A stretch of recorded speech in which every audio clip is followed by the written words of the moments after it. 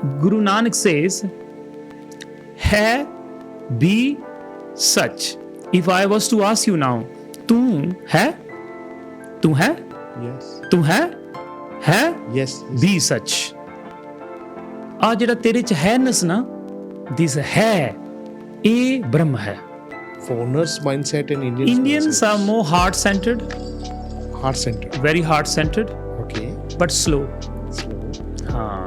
Slow बोले तो कैसे? Slow in everything. Learning slow, calm. Not that. So people who are stressed, people who are depressed, does not matter what age. This technique will surely help them. It's a very powerful, simple technique where first you stand on both your feet. Okay. Then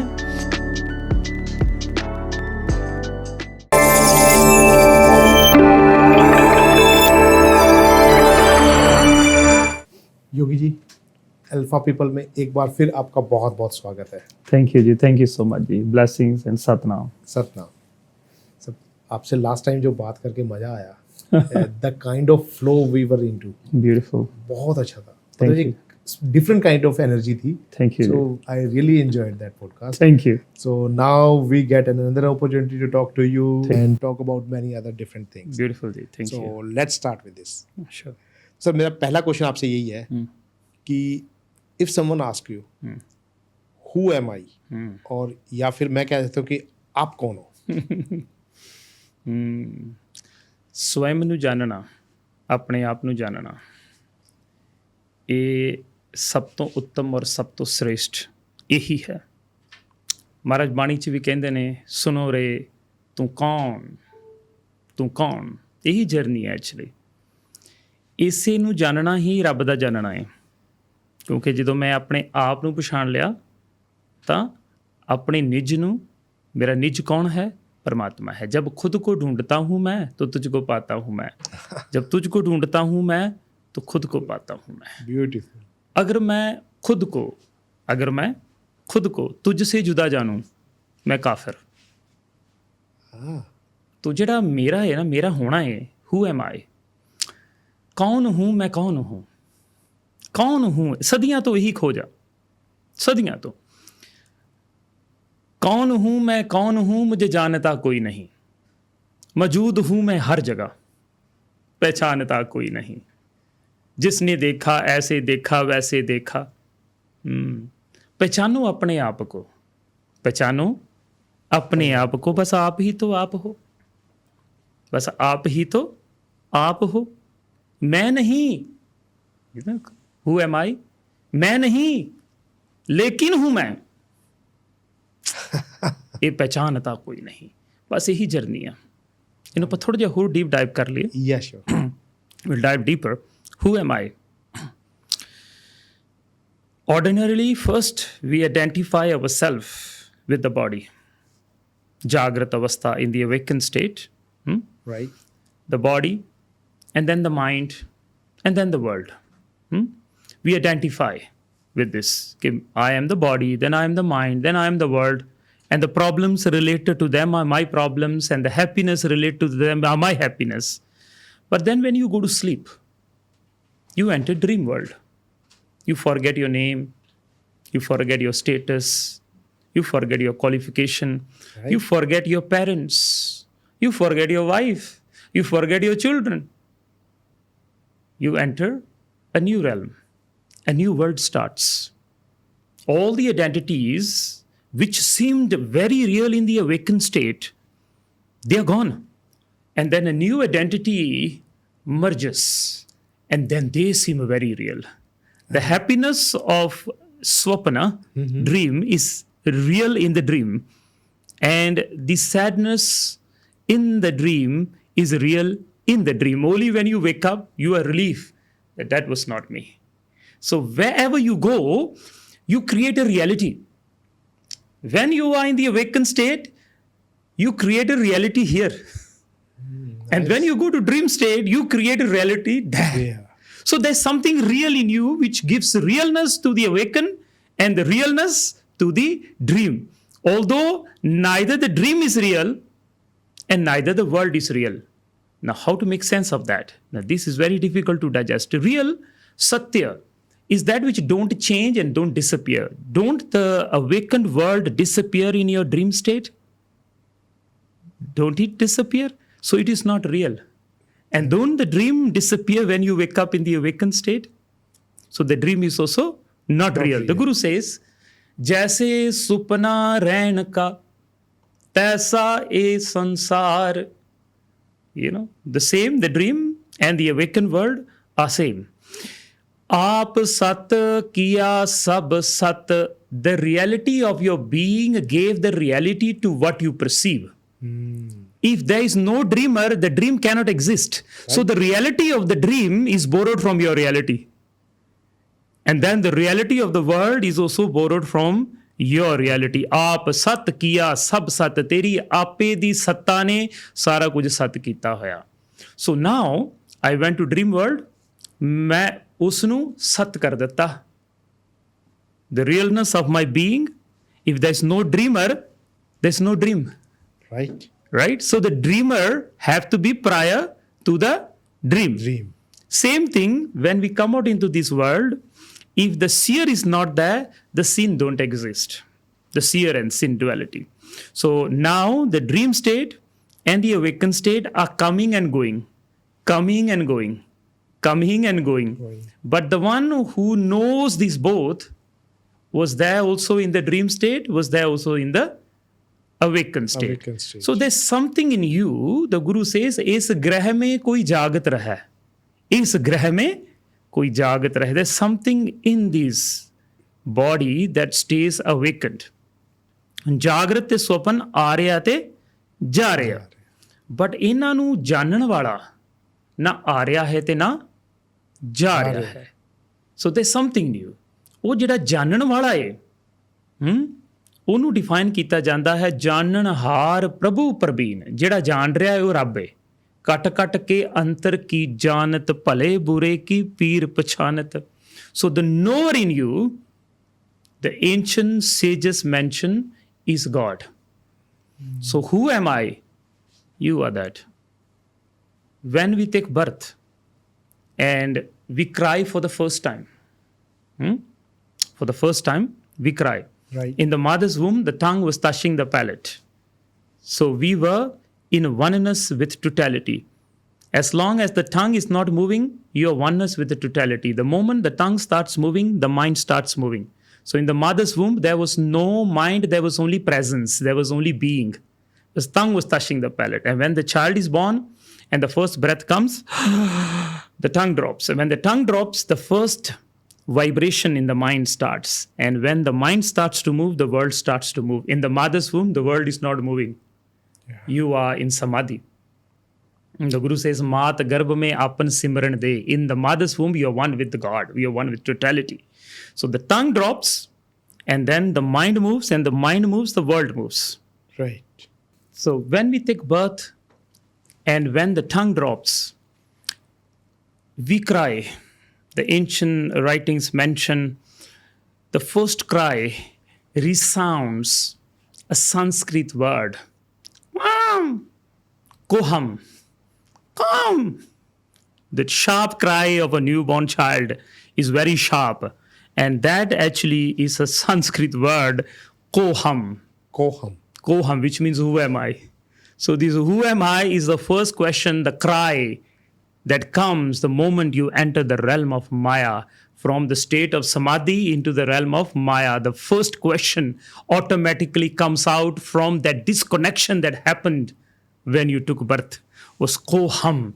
And immediately the breath came. Soham. Koham, soham. Who am I? You are that. So the knower in everything, the perceiver in everything, that knower is you. That perceiver is you. The one who knows the body and the one who knows the mind, the one who knows the world and the one who knows the swapana, the dream. That is the self. When Maharaja Janak went to, or when Ashtavakra came to Maharaja Janak, this was the same question: who am I?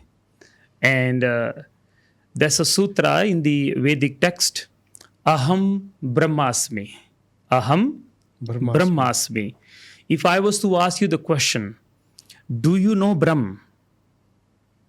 Do you know Brahm? No. Do you know Aham? Your Aham. Do you know your Aham? No. Even to say no, you must first know your Aham. Then only you can say, I don't know my Aham. So the I-ness in you, the Aham in you, do you know that? Even to say no, still this Aham has to be there before you can say no. Are you with me? So Yeah. do you know your Aham? Your sense of being? Do you exist? Yeah. Right? This Aham, this existence, right? This very existence, this Aham, which you just agreed, yes, you exist. This Aham, this beingness, this emness, this I-ness. I repeat, even to say no, first this I-ness and this emness have to exist. So you cannot deny your Aham. You can deny Aham because you can deny Brahm, but you cannot deny Aham. So this Aham that you just agreed that you know, this very Aham is Brahmasmi. So who am I? I am Brahm. Dharma. I am that which is all pervading. When I am here, I have a sense of I. When I'm there, I have a sense of I. When I'm there, I have a sense of I. The body is an experience within this Aham. The mind is an experience within this Aham. The world is an experience within this Aham. The dream is also an experience within this Aham. This Aham, this beingness, that's what you are. And this beingness does not come, does not go. In this beingness, which you just agreed, this very beingness, everything is sensations and perceptions, everything is coming and going. You are the all-pervading consciousness. You are all-pervading Brahm. The problem is now you're identifying yourself as the body and you're trying to find the source of the body. You're not the body. Your body is an experience within this Aham. Your mind is not you. The mind is an experience within this beingness, within this knower, within this presence. In this Guru's word, Guru Nanak says, hai, be, such. If I was to ask you now, tu hai? Tu hai? Yes. Tu hai? Hai? Yes. Be such. ਆ ਜਿਹੜਾ ਤੇਰੇ ਚ ਹੈਨਸ ਨਾ, ਦਿਸ ਹੈ, ਇਹ ਬ੍ਰਹਮ ਹੈ। ਇਹ ਜਿਹੜਾ ਹੈ ਆ, ਇਹ ਸਭ ਤੋਂ ਪ੍ਰਤੱਖ ਆ, ਬਟ ਆਪਾਂ ਇਹਨੂੰ ਲੱਭਦੇ ਫਿਰਦੇ ਆ। ਤੂੰ ਕੌਣ ਹੈ? ਤੂੰ ਇਹ ਹੈ, ਔਰ ਇਹ ਹੈ ਵੀ ਸੱਚ ਹੈ। ਪ੍ਰੋਬਲਮ ਹੈ ਜਦੋਂ ਇਹ ਹੈ ਕੁਝ ਹੋਰ ਹੋਦਾ ਹੈ। ਜਦੋਂ ਇਹ ਹੈ ਕੁਝ ਹੋਰ ਹੁੰਦਾ ਹੈ। ਵੈਨ ਹੈ ਕੁਝ ਹੋਰ ਆ ਹੁੰਦਾ ਹੈ, ਆ ਹੁੰਦਾ ਹੈ, ਆ ਨਹੀਂ ਹੁੰਦਾ ਹੈ, ਉਸ ਵੇਲੇ ਇਹ ਗਵਾਚ ਜਾਂਦਾ ਹੈ। ਬਸ ਦੋ ਅਕਸ਼ਰ ਹਨ, ਇੱਕ ਹੈ, ਇੱਕ ਹੋ। ਜੇ ਤੁਸੀਂ ਹੈ ਚ ਹੋ ਤਾਂ ਤੁਸੀਂ ਆਪਣੇ ਆਪ ਚ ਹੋ, ਤੁਸੀਂ ਬ੍ਰਹਮ ਚ ਹੋ। ਤੇ ਜਦੋਂ ਤੁਸੀਂ ਕੁਝ ਹੋਰ ਹੋਣਾ ਚਾਹੁੰਦੇ ਜੇ, ਉਸ ਵੇਲੇ ਇਹ ਹੈਪਨ ਗਵਾਚ ਜਾਂਦਾ ਹੈ ਤੇ ਆਪਣੀ ਮਾਇਆ ਵਿੱਚ ਗਵਾਚ ਜਾਂਦਾ ਹੈ।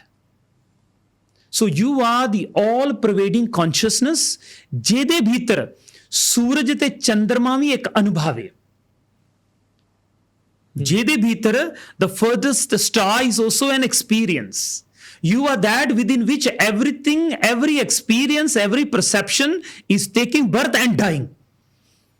You as the body is an appearance in this, and you as a body will die in this.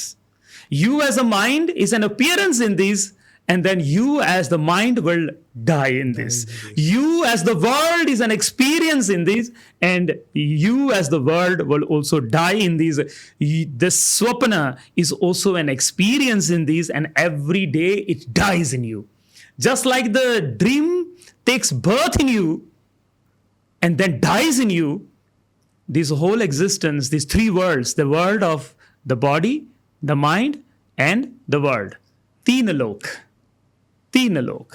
They are an appearance in you and they will disappear in you. So who am I? You are that within which all experiences, all definitions, every perception is taking birth and dying. Now this perception is taking birth in you. And when you go there, this will die. And some another perception will come to you. And let me tell you, the experience of your birth, when you first experienced your birth, the very first sensation of birth, prior to that, there was something before which experienced the first sensation of birth. I repeat, when you were born, the very first sensation of existence as the body and as the mind, or the first sensation of existence, for that to be experienced, this being in you, this knower in you, was prior to that. Yes. So you are that which is even prior to your own birth, as the body, as the mind. Now, let me go deeper. When you die, the death, to experience the death, the one who knows the death, or the one who will know the death, have to exist even after death. For the last sensation of death to be experienced, this knower in you have to even go beyond death. Yes, right. So birth and death are sensations in you as Chetana, in you as consciousness, in you as Brahma. You are that which was neither born, and you are that which shall not die. Everything is taking birth and dying in you. You are that. So hum. Ko hum. So hum. I am that. That is interesting. तुम परम चेतना हो, जिनके भीतर हर एक चीज उत्पन्न हो रही है ਤੇ ਸਮਾਪਤ ਹੋ ਰਹੀ ਹੈ। ਆ ਤੁਹਾਡਾ ਵਿਚਾਰ ਵੀ ਇਹਦੇ ਚ ਉਤਪੰਨ ਹੋ ਰਿਹਾ ਹੈ, ਔਰ ਆਹ ਦੇਖੋ ਮਰ ਰਿਹਾ ਹੈ। ਆਹ ਦੇਖੋ ਆ ਸੈਂਸੇਸ਼ਨ ਇਹਦੇ ਚ ਉਤਪੰਨ ਹੋ ਰਹੀ ਆ ਤੇ ਇਹਦੇ ਚ ਹੀ ਮਰ ਰਹੀ ਆ। ਤੋ you are that which is called ਆਦ ਸੱਚ, ਜੁਗਾਦ ਸੱਚ, ਹੈ ਵੀ ਸੱਚ, ਨਾਨਕ ਹੋਸੀ ਵੀ ਸੱਚ। Prior to every sensation, to every perception, to every experience, you are prior to that. That's why you can feel the experience. Right. For every experience to be experienced, you must be prior to it. So the first experience of birth, you must be prior to it. To experience death, you must be even after death. Yeah, that is interesting. कौन हूँ मैं, कौन हूँ मुझे जानता कोई नहीं, मौजूद हूँ मैं हर जगह, पहचानता कोई नहीं। पहचानो अपने आप को, बस आप ही तो आप हो, मैं नहीं लेकिन हूँ मैं, ये जानता कोई नहीं। When you know this, everything is known. Right. This is called awakening. And I tried my level best to make it as simple as possible. That is interesting concept. And when Ashtavakra gave this wisdom to Maharaja Janak, and he told him, hai? He said, yes, there is a sense of being. He said, this is Brahma. This very you without your story. At this moment, if you were to delete every sensation, every perception, every idea, and all that you contain yourself to be, just throw it away for a second. Now, what remains is pure being. Just pure presence. This presence is the presence of God. This is your presence. And this is the presence of the self. This is the presence of the Atma. And this is prior to every experience in the body, in the mind, and in the world. Maharaja Janak could sustain this. you can't sustain this. For a blink of the eye, you may have felt it. Just the pure presence. That's it. Ali. Bas. You without your story. Your essential self without the story. This. Bas. Maharaja Janak felt this and he sat with this. We can't sit with this. Why? Because this is Gyan, and for Gyan to be experienced, you must have Bhakti. Bhakti will help you to sit in this. तो ਭਗਤੀ ਗੁਰੂ ਦੀ ਹੁੰਦੀ ਹੈ ਤੇ ਗਿਆਨ ਰੱਬ ਦਾ ਹੁੰਦਾ ਹੈ। ਤਾਂ ਆ ਹੈ ਗਿਆਨ ਰੱਬ ਦਾ ਤੇ ਇਹ ਤਦ ਤੱਕ ਨਹੀਂ ਠਹਿਰੇਗਾ ਜਦ ਤੱਕ ਗੁਰੂ ਦੇ ਪ੍ਰਤੀ ਭਗਤੀ ਨਹੀਂ ਹੋਏਗੀ। तो ज्ञान and bhakti have to go together, and then you will know who am I.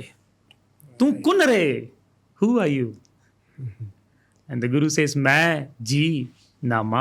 First, मैं, I am body. I am body. First, the Guru says, मैं, I am the body, I am the mind, I am the world. Then ji, then I am a jiva. जीवो भाव. First is देहो हम, ਉਸ ਤੋਂ ਬਾਅਦ ਜੀਵੋ ਹਮ, and ਅਖੀਰ ਤੇ ਮਹਾਰਾਜ ਕਹਿੰਦੇ ਨਾ ਮਾਂ, मैं है ही नहीं गा. I don't exist. मैं ना था वो आप थे मालूम ना था. So who am I? You are God in disguise. That's what you are. You are the Param Chetana without which nothing can exist. And it's pretending to be you. God is pretending to be you. And it's pretending to be with your problems. And it's pretending to find solutions to your problems. Right. So that's what you are. That is I really, hope this makes sense. Yeah, that is really interesting.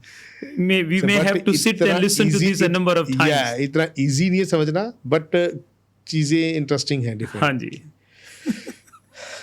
योगी ये एक question है मेरा हाँ जी. कि you have worked with you can say that you teach so many foreigners, most number of foreigners rather than the Indians, local people. So we just want to know what is the difference in the belief system and mindset of the people comparative to Indian.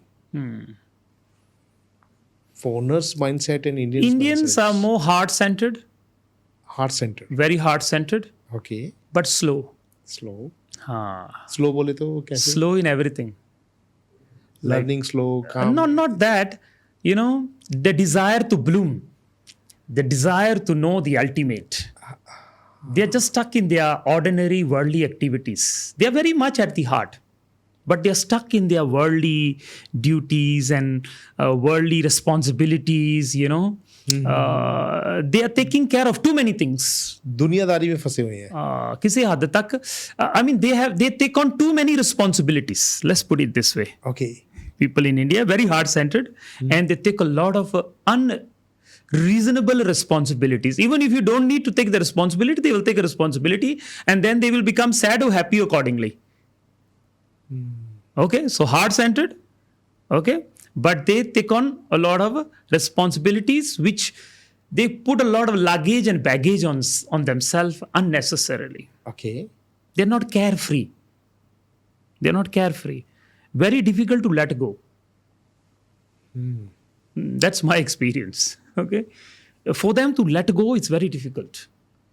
Or what do you think? What is the basic reason behind that? Is it something the culture around us, like being in family and talking? Yeah, I think the whole, it's a beautiful thing in a way. You know, it's not a negative thing. I think the extended family where you are not an individual. So most of the people in this part of the world have not found their individuality. They're living their father's story, they're living their mother's story, or they're living their family story. They don't have their own story. Right. Exactly. That's what. So there's no individuality. No individuality. Sometimes they are lost in things which they don't even need to be lost in. And that's what I meant when I say taking on too many responsibilities that may not necessarily be their responsibilities. So taking too many things onto their shoulders, making their luggage and baggage heavier. Westerners on the other side, very head, too much head. Too much head. Everything.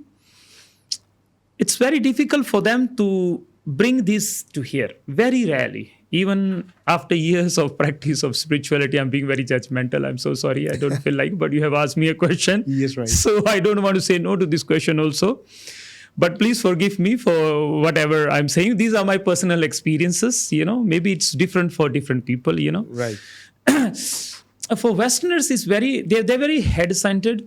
Even after years of practice, I don't really see that they can release their emotions very easily. They don't have responsibilities, and they don't even take people's responsibilities. They're very carefree, but yet their emotions, they are stuck. Why? Because they navigate life with this. They can't navigate life with this.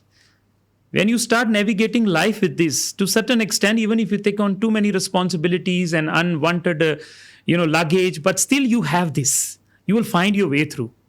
But then in the West, too much of head. Even yoga is something to be done with head.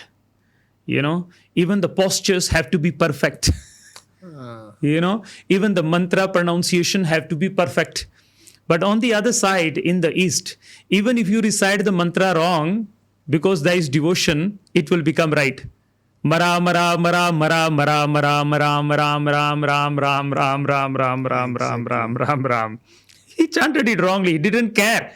He didn't say, is this right? Is this wrong? And if you tell the Westerner or someone, with that kind of mindset, first he will ask the question, where the mantra is coming from? What is the benefit of this mantra? How long do I need to chant it? What is the posture I need to do it? After how many years will it give me accomplishment? So he will go into all that. He will make sure whatever he's doing it correctly. Right.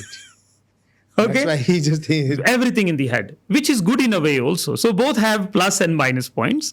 So in the East, even if the Guru says Mara, I'm going to chant Mara only. But he has the trust that, because I'm chanting because my Guru said so, Mara will one day surely become Ram. So that is some differences between the Eastern mind and the Western mind. But, I want to add another thing. In this modern age, it's very difficult to really find an authentic Eastern mind. right. Most of us, even in the East, we have a Western mind. Yes. So more or less, East has become very little, very small. West has really become very big. Even people in the East, now they think like the Westerners. So why this is happening? There are many reasons behind this. Colonization, that's one reason. I don't want to go into all that. But this is, and also the education system. We have lost in touch with our own system of transmitting wisdom. The school system is one of the reasons. We have, once upon a time, our approach to wisdom was not the way which modern schools give you the wisdom. Our wisdom was like in Guru Shish Parampara. And we were taught to think, we were taught to behave, we were taught to dive. But now the whole education system is just copy-paste of whatever is happening in the West. Even when yoga came to this part of the world, although we are the one who gave birth to yoga, but yoga became popular only when West started to do yoga. Yes, so even today's yoga is more or less a westernized yoga. In the West, it's even worse. They have goat yoga, they have chicken nugget yoga, they have pistol yoga. So these are some of the major differences and, some of the things, the way Western and the Eastern mind thinks.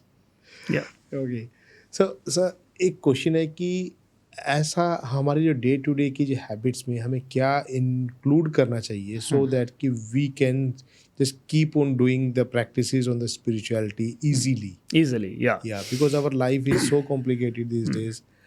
So many things to do, so many responsibility, as just you said. Yeah, I think spirituality is not something that you must take time out. Yeah, okay. Although if you can have time out, it's a beautiful thing. But spirituality is that which can be merged with your day-to-day spirit. Your day-to-day spirit, the spirit of keep evolving, that spirit. If you need to include spirituality into your spirit, day-to-day spirit, to keep yourself up. Instead of, it's a good idea to sit, and meditate and close your eyes and chant a mantra or do a meditation. But if that is not possible, you can bring spirituality into day-to-day activities. Okay.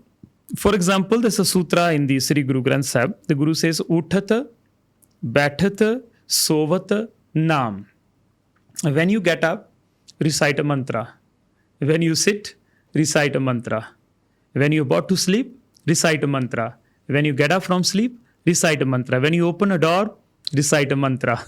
When you enter your office, recite a mantra. When you sit in the car, you recite a mantra. So in this way, you don't really need a time out of your daily routine to make spirituality something very special. And because it becomes too special, sometimes we get disconnected with it. And we feel a bit disheartened if we can't dedicate a certain amount of time to this every day. So if you start bringing it into daily activities, make it a point. Every time you sit, you recite a mantra. Every time you open a door, you recite a mantra. Then you don't really need to divide material and spiritual into two realms when Shiva and Shakti can be merged together. So making every activity as a spiritual activity. Even before drinking a water, say a mantra. After you have drank the water, say a mantra. Nice. Simple. So in one of the podcasts, we were talking about the manifestations. The same thing was told there also. Ki whenever you do anything, just do the Shukrana. Thank you, God. Yeah. So Gratitude. Is it the gratitude exactly? So is it the same thing, or when we saw it, mantra is a different thing than gratitude? See, mantra endpoint is gratitude. And point is the same. And gratitude endpoint is mantra. Mantra means an elevated state of mind. Mantra, a sacred sound, you recite so many times that your mind becomes elevated. Instead of thinking negative, instead of having a question mark on everything, you start to flow with it. So mantra in its actual form, that sacred sound is ultimately will lead to a neutral state of mind. That is mantra. So Mantra means also mantrang. Your mana satrang movement. The movement of your mind is called mantra. So even when your mind is moving, this is also a mantra. Okay. But this mantra is negative mantra. And when you start to constantly recite a mantra which has a sacred vibration, which has a high vibration, your negative mind will start to think positive. Can you give me some example of some mantra?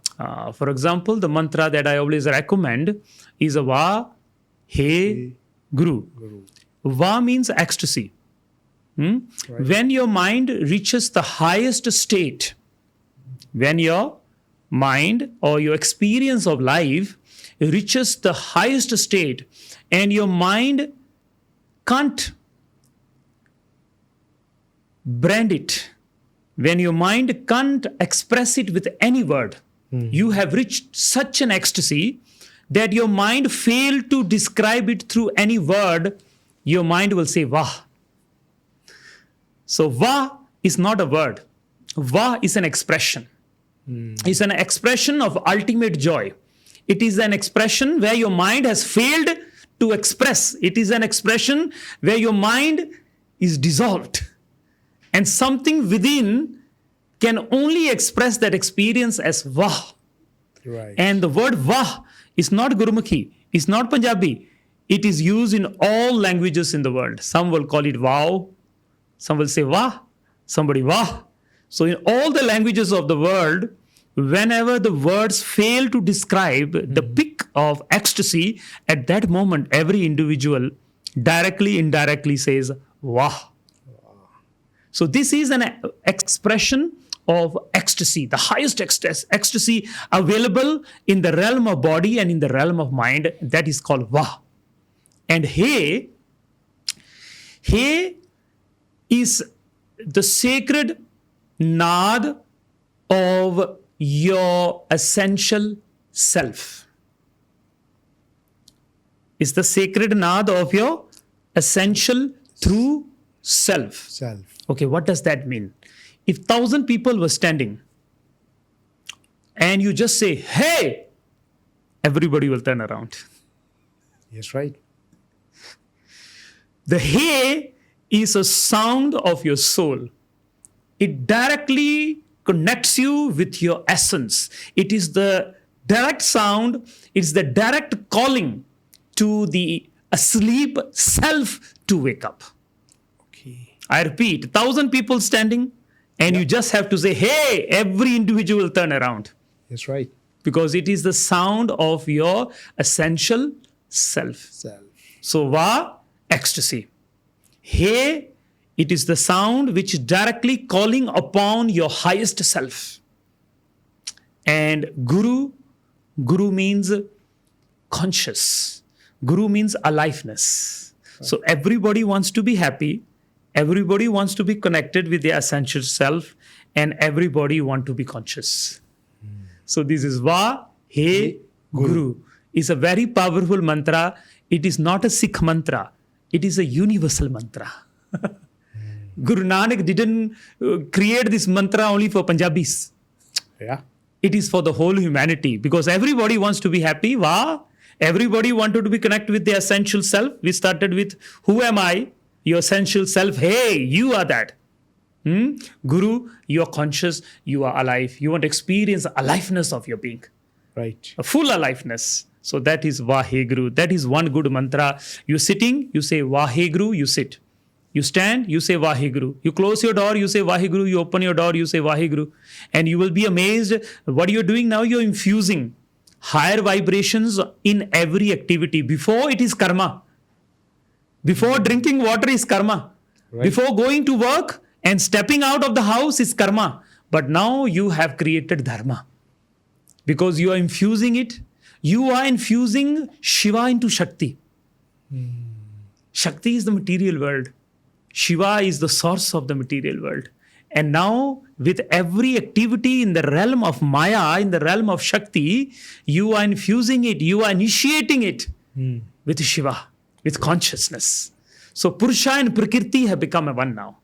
Karma and Dharma have become one now. This simple thing, do it for 3 months. Your life will change. Ordinarily, it takes 3 months for the entire reprogramming of the body from the yogic understanding. Whenever you do any practice, don't stop immediately. Give it at least 3 months. After 3 months, the life will start to change. Your thinking pattern will start to change. Opportunities will start coming to you. And we talk about manifestation. Yes, right. What is manifestation? Positivity. Ultimate positivity. And the highest positivity is, Wah! Hey, Guru. I'm in ecstasy. I'm connected to my essential self. And I'm alive. Right.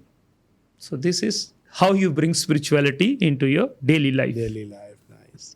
So there is a concept of celibacy. हाँ जी. हर जगह बात की जाती है कि it is most important aspect of our life. अगर if we follow the concept of celibacy in our life, then we will be able to achieve the higher spiritual level. So how important is that? Because we people are the social animals. So we are part of family, society. So these are part of our life. So is it important? You see, when we munch, we take some food. When we munch 80 times, 80 drops of food in the mouth, when you munch 80 times, it becomes 1 drop of blood. And 80 drops of blood becomes 1 essence of sexual energy. Okay. So whatever you are eating ultimately is being converted into sexual energy. This sexual energy, when preserved, has its beauty. When controlled, it also has its beauty. When wasted, the beauty is lost. That's right. So when you are grasta, you control it. Okay. Moderation. And when you are a brahmachari, then you control it completely. In the advanced teachings, there are mention of how to preserve this energy. Because when you don't throw this energy out for 40 days, this sexual energy with the heat of the body, the body has natural heat, Agni. Yes, right. this sexual energy starts to heat up. And that heat transforms this sexual energy into rasayan and ultimately into amrita. Okay. And to enhance this heat, certain yogic practices are done, certain breath exercises are done. You can't just preserve it like that. So some people, I'm a celibate, but he don't have the technology to direct it, to transform it. When you don't have the technology to transform it, it is even more powerful. Okay. Because when you control sexual energy too much, then anger comes. If you don't know how to channel it, it has to be channeled. So just by not wasting, you are preserving, but if you don't know how to transform it, you are not doing it completely. So there are yogic exercises, specifically when you hold the breath and you apply the 3 bandhas. Right. That is one simple practice. In advanced level, they merge the upward wind and the downward wind 3 fingers below the navel. And with certain visualizations, this energy is pierced through the Ida and Pingala into Shushmana, and then through the Shushmana, it enters the 10th gate, where Kama becomes Rama. So when it is below the navel, it is calm. Right. And then when it shifts from here to here, this is the worldly ocean, Pavasagar, from here to here. When this energy starts to divert itself upwards, it becomes Ram. So Kam and Ram is sexual energy. When thrown out through the lower doors, it is Kam. And when it is directed upwards, it is Ram. The Sufis, they mention, जिस रस्ते से पूत है, जिस रस्ते से पूत है, उसे रस्ते मूत. Through which you give birth to the child, through the same channel you urinate. जिस रस्ते से पूत है, उसे रस्ते मूत. नाम जपा तो पूत भया, नहीं ता मूत का मूत. So when you are able to direct this energy, Poot means the one who knows the wisdom, the one who knows how to direct. Even the heavens can be directed when you are able to preserve your sexual energy and transform it to the 10th gate. The problem today is people do preserve it, but they don't know how to channel it. Then this sexual energy comes out through other emotions. This one way is to learn the wisdom of directing it upwards. The other one is to start painting, poetry. If you're preserving your sexual energy, it is important you find an activity through which this energy can be channeled. Right. So selfless service, seva, and painting, drawing, poetry, inventions, all these things will help you to preserve the energy and then direct it to the benefit of humanity. If not, just preserving the energy without knowing how to transform it sometimes can cause more harm to you emotionally and also sometimes physically. So it is important that you find, a good partner. In the Guru's house, the highest yoga is the yoga of a householder. There's a sutra, Grasta Ashram, Maha Ashram, Devi Deva Pujatam. Even the Devis and the Devas long to be as a householder because you can preserve your energy at the same time. You can cultivate the energy at the same time. You can bring a new life into this world. That is interesting. Yeah. So, Yogi ji, can you tell us some kind of yogic tool from the ancient yoga, which will be very helpful for the today's people in their day-to-day life? Yeah, I think most of the people today, we are not stable and we don't have an anchoring. We don't have a grounding. That is missing in today's, especially today's youth. Right. They're always floating in the air. There's no grounding, there's no rooting. I will share with you a very powerful technique Okay. that will give you a grounding. Along with grounding, it will also release tension in your body. Okay. So today, even small children have so much tension in the body. We put a lot of emotions in the body and we don't know how to throw them away. Right. So this technique, along with giving you rooting, grounding, it will also open up the psychic nerves in the body, Okay. which gets blocked when you think too much negativity. So people who are stressed, people who are depressed, does not matter what age, this technique will surely help them. It's a very powerful, simple technique where first you stand on both your feet. Okay. Then just create a balance as though you are going to balance yourself with both hands out. First, lift your right foot up Right. and just stand on your left foot. Okay? Okay. Simple. Stand, hands by the side, although you're going to balance yourself, and then you lift your right foot up, 90 degrees in front of Right. you, and the left foot remains anchored onto the floor. Stand, eyes are open, and you just find a location in front of you where you localize your two eyes and just hold this posture. Inhale deep, exhale deep. Right. Start with 1 minute, slowly 3 minutes, and ultimately 5 minutes. Okay. Now, what will this do?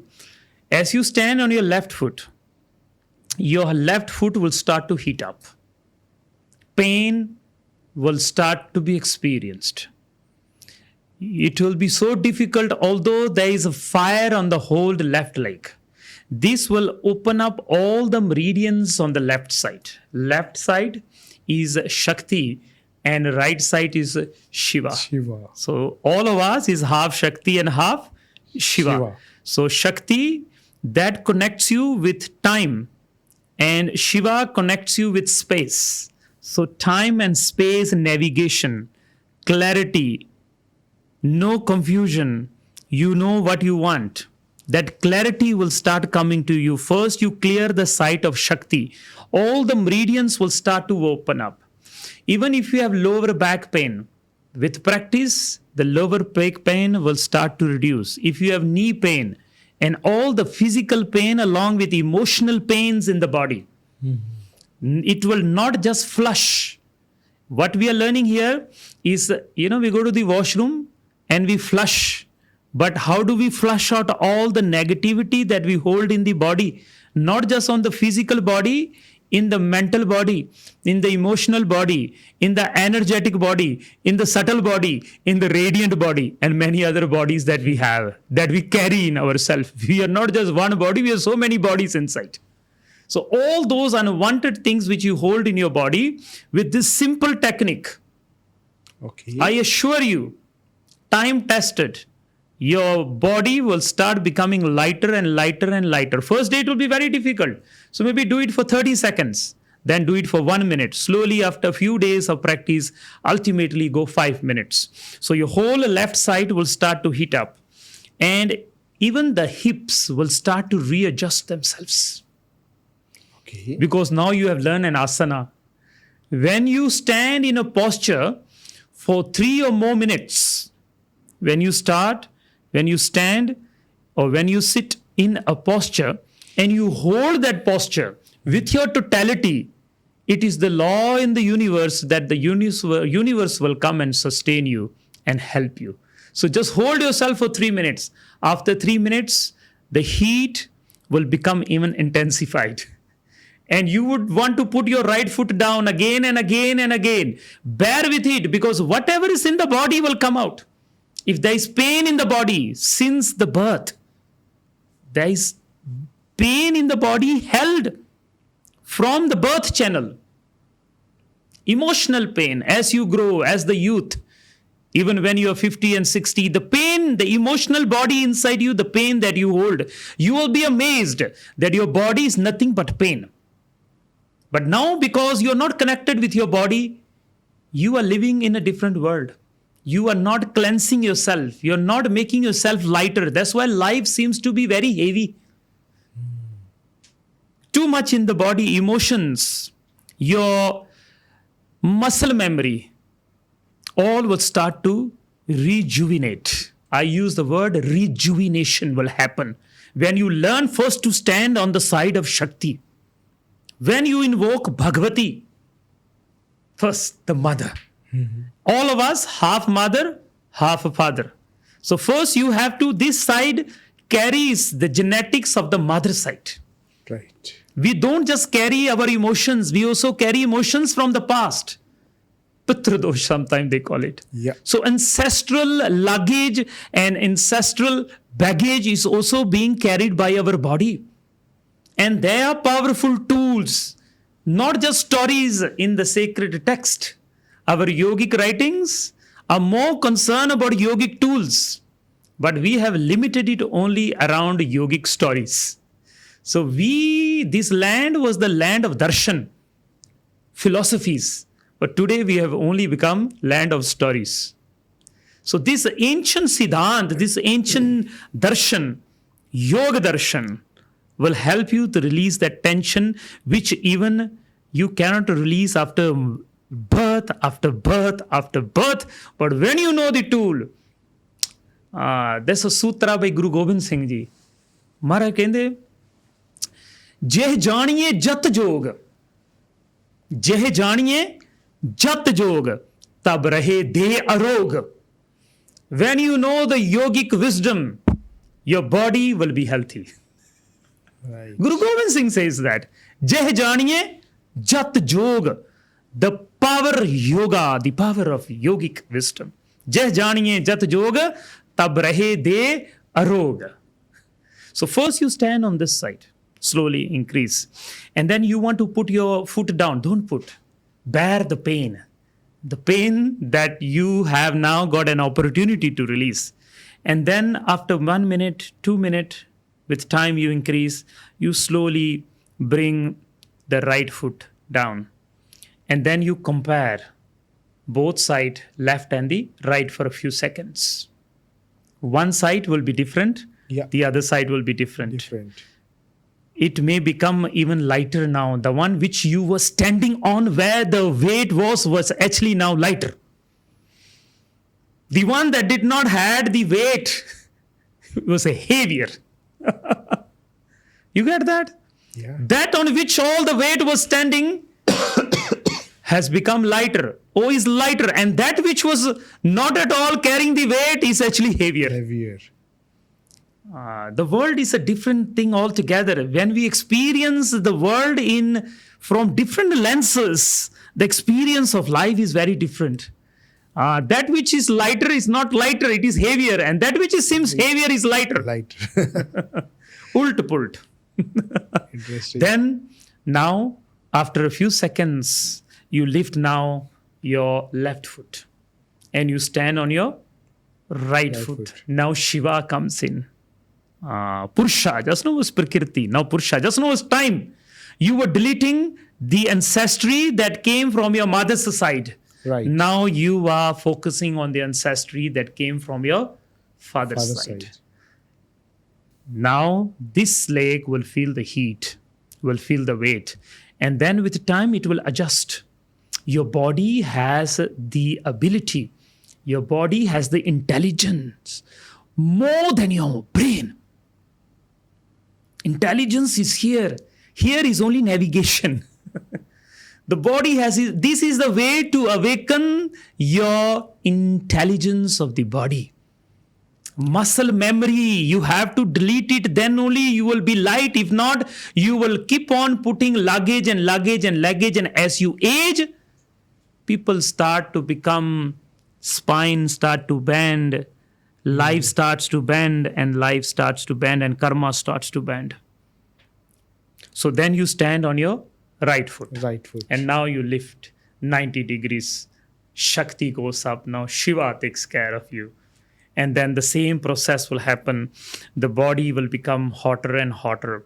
Sometimes it may feel like somebody has taken chilies, red chilies, and put into your bones. It may seem that red chili is putting into your muscles. Somebody tore it and they have put red chili. That much you are carrying, that pain you are carrying, that emotions you are carrying from 7 generations sometimes. This is also a remedy for Pitta dosha. Pitta dosha. If you want to extend it to the Pitta dosha, then along with this, I'll give you a mantra at the end. Yes, please. For now, we just do the physical one. Okay? Okay. So then you stand on your right side. Same thing, balance. Eyes open. You cannot close your eyes. Eyes have to be open. Okay. Okay? Left eye is time. Right is Shiva. This whole side is right time and this side is space. So time and space. Kal. Kal means Ka Alya. Ka is time. Alya is space. So Kal. When you balance Kal, you go into Mahakal. Okay. So we are navigating into Mahakal through the wisdom of your body, through the wisdom of your posture. When you change your posture, you change your personality. When you change your posture, you change your karma. Interesting. That is Everything is here. Sab kich kar mein. The Guru says everything is within you. How you hold your body, how you navigate your body, how you sit, how you stand. We are learning how to stand. वो कहने ना अपने पैਰਾਂ ਦੇ ਭਾਰ ਖਲੋਣਾ ਸਿੱਖ ਬੱਚੇ ਨੂੰ ਕਹਿੰਦੇ ਆ ਰਾਈਟ ਆਪਾਂ ਵੀ ਨਹੀਂ ਪੈਰਾਂ ਦੇ ਭਾਰ ਅੱਜ ਤੱਕ ਖਲੋਤੇ ਅੱਜ ਪਹਿਲੀ ਵਾਰੀ ਤੁਹਾਨੂੰ ਮਹਿਸੂਸ ਹੋਊਗਾ ਕਿ ਮੈਂ ਪੈਰਾਂ ਦੇ ਭਾਰ ਖਲੋ ਰਿਹਾ learn to stand on your feet. Every person is being told as a young boy, as a young girl, the parents say learn to stand on your feet, but nobody have learned to stand on their feet. This is what we are learning, how to stand. Yogic science is about how to sit, how to stand, how to breathe. That's it. And everybody is sitting, everybody is standing, and everybody is breathing. But yet we are teaching this because people don't know this. Right. Neither we know how to sit. We discussed that last time. Yeah. Sitting, spine straight. Spine straight. Today we're learning how to stand. So then first time you will feel that you have a leg, you have a feet, and you have a grounding. Your foot will become very heavy. Your whole leg will become very heavy. Again, the whole side on these, the meridians will start to open up. Shakti nadis and Shiva nadis, total 72,000 nadis in the body through which prana flows and gives you an experience of life. And now I'm telling you self-cleansing at the level of the physical body, emotional body, energetic body, subtle body, and the radiant body. So then you stand. And then after slowly increasing the time, ultimately 5 minutes on each side. And with time, you want to go experience even more. Then you go to 20 minutes on one side, 20 minutes on one side. But 5 is good enough. That is good enough. Your emotions will start to release by themselves. This is flushing all the negativity out. Flushing of the toilet in the body. All the meridians will open up. And make sure you keep the balance. Eyes are open. You look right in front of you. Focus on a specific location because when the eyes will move, your body will move. Your stability is not in the body. The stability is in the eyes. When the eyes don't move, the body won't move. And when the body won't move, the mind won't move. And when the mind won't move, the world won't move. And that is called yogic asana.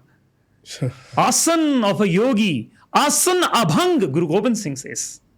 Asan abhang. Man drid kar asan bais jogi. Guru says. Man drid kar asan bais jogi ta teri kalpana jaye. Then this kalpana, one moment here, one moment there, no clarity of life, I don't know what to do. The world has come to an end. No, ta teri kalpana jaye. How? Man drid kar asan bais jogi. A yogi, make sure your asana is sthir. And the sthirtha, the stability is not in the body. The stability is in the eyes. So if you are not able to stand, one reason, if you are constantly moving, people will experience this. They can't even stand on one foot. We can't stand on our feet. Nobody have learned. Right. And people will move like that. If you move too much to the left side, then emotions related to your mother's side, emotions related to time.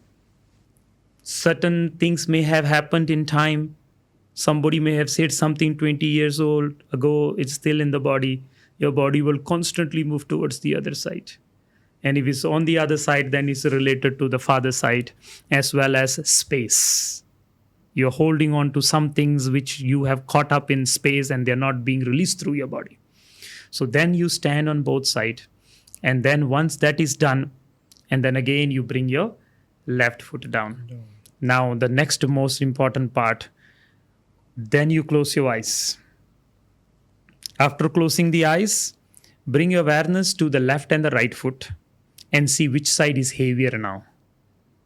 The one which is heavier, mentally shift the weight to the lighter side. Lighter side. You will feel, your body, one side is heavier, one side is lighter. Even your hand, one side is heavier, one side is lighter. Your eyes, one side is heavier, one side is lighter. Your chest, one side is heavier, one side. Your knees, one side is heavier, one I can go like that. Shiva and Shakti is never in union with you. That's why you are lost. That's why in duality. That's why there's no clarity. Purusha and Prakriti must become one. So then you go to your both feet. It is called Charana Kamala, lotus feet. We have been touching the lotus feet of others. But you have never touched your own lotus feet. You never felt your own lotus feet. There are 108 sacred meridians in the foot. And this is the way to awaken it. Okay. You bring that, you become aware which is heavier. From the heavier side, you shift it to the lighter side. Then you bring yourself to the knees. Which knee is heavier? From heavier side to lighter side. Then go to your hips. Your hips, if problems in the hips, it will go away. You have back pain, it will go away. It's a fact. It's a fact. And it's a fact. Then you shift the weight. Then you bring your awareness to your shoulders. You will be amazed one shoulder is heavier than the other. One side you are carrying too much from the mother side, one side can be father side. One side too much things from time and one side too much things from the space. You're stuck in Kal. Kal means death. Kal means death. You're living a world which is Akal, but you are trapped in Kal, in death. ना देखने की तरह हमने जिंदगी देखी, चिराग बुझने लगा तो रोशनी देखी. Then you come to the shoulders. Then you come to your arms. Shift. Then come to your eyes. Shift. Then come to your eyebrows. Very important part of the body. And the most ignored part of the body is the eyebrows. Right. This is the doorway to the third eye. Shiva. This has to be known. Yeah. And then you see which side is heavier. Then go to your skull. Which side is heavier? Then go to your spine and divide your back into two and shift. And then you will be amazed for the first time ever. You will experience yourself in balance. And that balance is called Samadhi. Samadhi. Balance. Physically, mentally, emotionally, karmically. This is Samadhi. And stand there for the first time. This is called asana. This is called asana. This is asana. Right. When the weight is distributed equally. When awareness is distributed equally. The Guru says, Dhyan ki kare bebut. Put the babhuti of dhyana. Right. But now dhyana is only here. It's not here. It is not here. The Guru says, Dhyan ki kare bebut. Bring the dhyana, awareness, chetana, aliveness. Not just here. Don't think about becoming alive. Experience yourself alive. We have never experienced of self alive. Think about it. We are only thinking about life. Yep. Everybody is thinking about life. The yogic science is about becoming alive. Waheguru. That is aliveness. And then you stand and you will find yourself for the first time light. And once you go into that, be in gratitude. Be in gratitude. That's it. It was really amazing, Yogi ji. बहुत अच्छा लगा आपसे बात करके. A powerful tool anybody can do. Yeah. Very simple. Definitely हमारे viewers इससे कुछ lesson लेंगे, कोशिश करेंगे, ट्राई करेंगे. हाँ जी, And it was really amazing discussion, and the detail you just given us is amazing. Thank you. Thank you Yogi ji. आपसे फिर मिलेंगे हम एक नए पॉडकास्ट में. हम बात करेंगे नए टॉपिक्स के ऊपर और डिटेल इन्फॉर्मेशन लेंगे Thank आपसे. you. तब तक Thank के लिए बहुत बहुत धन्यवाद. थैंक यू जी, ब्लेसिंग्स, सतनाम।